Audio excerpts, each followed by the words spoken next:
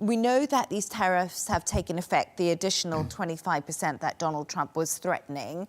So the big question is, what impact is this actually going to have on the Indian economy?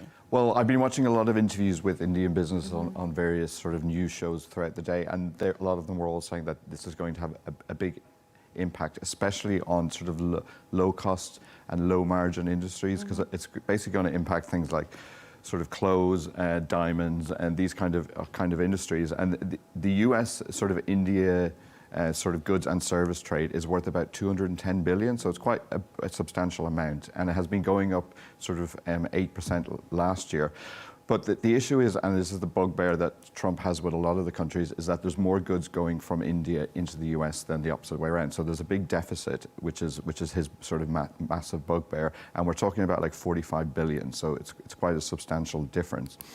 But when you look at it in the grand scheme of things, the US accounts for only about like 2% of India's GDP. So if you look at any country around the world, if they knock off 2%, you'd be like, oh, they'll be fine. So India is going to survive, but what I think is quite unfortunate that it's, like I said, it's going to impact probably the poorest end of the employee sort of demographic in India, and those that are sort of in high-end industries like pharmaceuticals and electronics have been sort of fairly sort of exempt from this from the moment.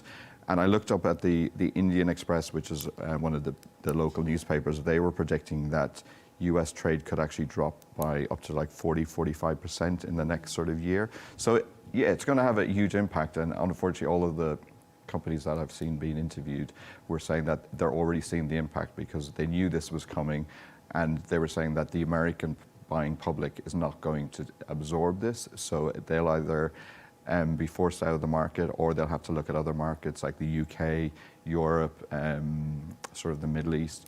But yeah, it is definitely going to have an impact.